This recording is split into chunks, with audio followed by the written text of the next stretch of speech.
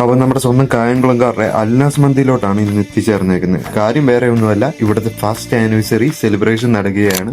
Anniversary ചടങ്ങ് പൂർത്തീകരിച്ച ഏവരുടെയും പ്രിയങ്കരിയായിട്ടുള്ള സീരിയൽ ആക്ട്രസ് പ്രിയങ്ക നായർ മേഡമാണ്.